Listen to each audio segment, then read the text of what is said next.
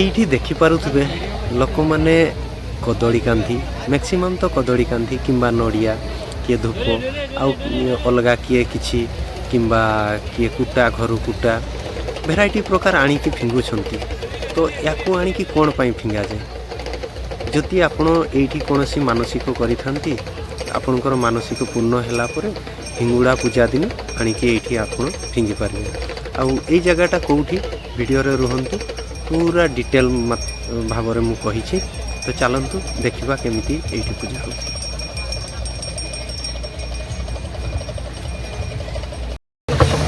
ବହୁତ ଦିନ ପରେ ପୁଣି ଥରେ ବ୍ଲଗିଂ ଷ୍ଟାର୍ଟ କରୁଛି। ତ ହାଇ ଫ୍ରେଣ୍ଡସ୍, ମୁଁ ମାକାନ୍ତ ମହାନ୍ତ ଜେବି ମାକାନ୍ତ ବ୍ଲଗ୍ସର ସ୍ୱାଗତ ଜଣାଉଛି। ଦେଖିପାରୁଥିବେ ଇଏ ଯେତିକି ଜନ ଲହରୀ ଆପଣମାନେ ଦେଖିପାରୁଥିବେ, ଇଏ ହେଉଛି ଆମର ମାଙ୍କର ହିଙ୍ଗୁଳା ପୀଠ, ଯେଉଁଟାକି ଆମ ବଡ଼ସାହି ପାଖରେ ପ୍ରତିବର୍ଷ ଆଜିକା ଦିନରେ ବସିଯାଏ। ଆଉ ହିଙ୍ଗୁଳା ପୂଜା ଯେଉଁଦିନ ହୁଏ ସେଇଦିନ ଏଇଠି ଆପଣ ଜାଣିଥିବେ। ତ ଏଇଠି ଦେଖିପାରୁଥିବେ ଏଇଟା ଯେଉଁ ଦେଖେଇଲି ମୁଁ ଆପଣମାନଙ୍କୁ, ସେଇଠି ମାନସିକ ଲୋକମାନେ ଆଣିକି ଯାହାର ମାନସିକ ଥାଏ ସିଏ ଆଣିକି ଦେଇଥାନ୍ତି। କିମ୍ବା ଆପଣମାନେ ଯଦି ଆସୁଛନ୍ତି ଆସିକି ଏଇଠି ମାନସିକ କରିପାରିବେ କିମ୍ବା ଦେଇପାରିବେ। ଚାରିଆଡ଼ୁ ଲୋକ ଆସୁଛନ୍ତି, ମୟୂରଭଞ୍ଜର ତ ବିଭିନ୍ନ ଜାଗାରୁ ଆସୁଛନ୍ତି। ଯଦି ଆପଣମାନେ ବି ଚାହୁଁଛନ୍ତି ଆସିବା ପାଇଁ, ତ ଆମ ମୟୂରଭଞ୍ଜର ବେତନଟିରୁ ଜାଷ୍ଟ ଟିକେ ପଳେଇଲା ପରେ ବଡ଼ସାହିରୁ 2-2.5 କିଲୋମିଟରରେ ପଡ଼ୁଛି ଆମର ଏଇଟା ହିଙ୍ଗୁଳା ପୀଠଟା। ଆସନ୍ତୁ, ଦେଖନ୍ତୁ, ମାଙ୍କୁ ଦର୍ଶନ କରନ୍ତୁ। ମାନ୍ୟତା ତ ବହୁତ ବଡ଼। ଯେଉଁମାନେ ଆସନ୍ତି ତାଙ୍କ ମାନସିକ ପୂରଣ ହେଇଥାଏ, ଯେଉଁ ଆଶା ନେଇକି ଆସନ୍ତି। ମାନସିକ କେଉଁ ଜାଗାରେ ବାନ୍ଧିବେ? ଯେତିକି ଗଛ ଦେଖୁଛନ୍ତି, ଦେଖନ୍ତୁ ପ୍ରତ୍ୟେକ ଗଛରେ ମାନସିକ ବନ୍ଧା ହେଇଛି। ଆଉ ଏଇଠି ଆପଣ ମନ୍ଦିରକୁ ନ ଯାଇ ଯେଉଁ ଗଛରେ ଯଦି ବାନ୍ଧି ଦେଉଛନ୍ତି ସେ ବି ଆପଣଙ୍କର ମାନସିକ ଧରାଯିବ। ଏଇଠି ଯେତେ ଶାଳ ଗଛ ଅଛି ସବୁ ଶାଳ ଗଛରେ ଆପଣ ମାନସିକ ବାନ୍ଧି ପାରିବେ। ଆଉ ସେଇଠି ହେଲା ତ ମାନସିକ କୁଣ୍ଡ। ଯଦି ଆପଣ ଖାଲି ହାତରେ ଆସୁଛନ୍ତି ତ ଖାଲି ହାତରେ ଘରୁ ଆସନ୍ତିନି, ଘର ମାଟି କିମ୍ବା ଘର କୁଟା, ଯଦି କୁଟା ନାହିଁ କାଚ ଖଣ୍ଡ ହେଲେ ବି ନେଇ ଆସିବେ।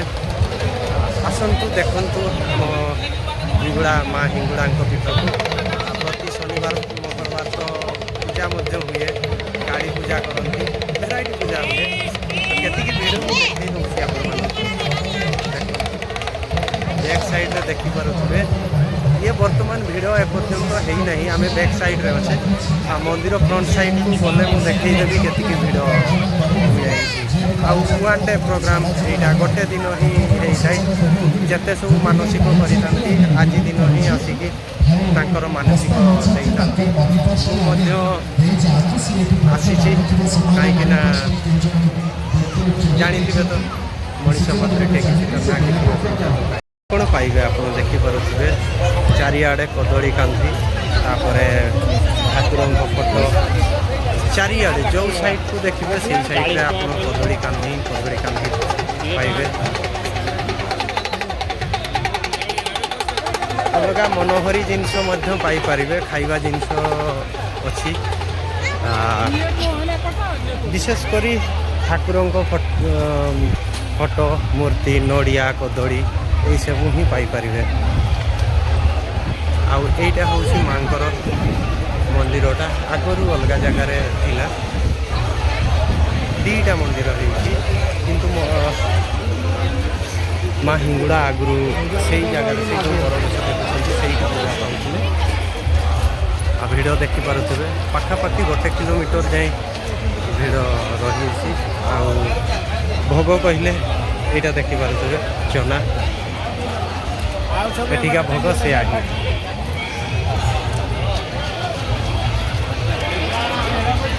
এইটা ସୁଦୂର କୋଣାରୁ ରାମଚନ୍ଦ୍ର ଭାଇ ଆସିଛନ୍ତି, ସେ ସୂଚନା କେନ୍ଦ୍ର ପାଖରେ ଅଛନ୍ତି। ତାଙ୍କର ବନ୍ଧୁମାନେ ତାଙ୍କ ପାଖରେ ନାହାନ୍ତି, ସେ ଖୋଜୁଛନ୍ତି। ମୁଁ ନିବେଦନ ରଖିବି, ମୋ ଶବ୍ଦ ଯଦି ଶୁଣିପାରୁଛନ୍ତି, ସୁଦୂର କୋଣାରୁ ଆସିଥିବା ସୁଦୂର ଭକ୍ତବୃନ୍ଦ ରାମଚନ୍ଦ୍ର ଭାଇ ଆପଣଙ୍କୁ ଅପେକ୍ଷା କରିଛନ୍ତି, ଆପଣ ଆସି ତାଙ୍କୁ ଦେଖାଦେବେ। এইটিকা ভোগ দেখন্তু, ইয়ে চনা ଆଜି ମାଙ୍କର ବଡ଼ ପ୍ରସାଦ ଆସର ଏଠିକା ଭୋଗ କହିଲେ ବାରମ୍ବାର ଆପଣମାନଙ୍କୁ ଆମେ ସଚେତନର କଥା ଶୁଣାଉଛୁ, ତଥାପି ବହୁତ ଅଘଟଣୀୟ କଥା ଆମ କାନକୁ ଆସୁଛି, ଯେମିତିକି ଚୋରିର କଥା। ତେଣୁ ଯେଉଁ କମ୍ ବୟସୀ ମାନେ ବୁଲିବା ପାଇଁ ଅଳଙ୍କାର ପିନ୍ଧିଛନ୍ତି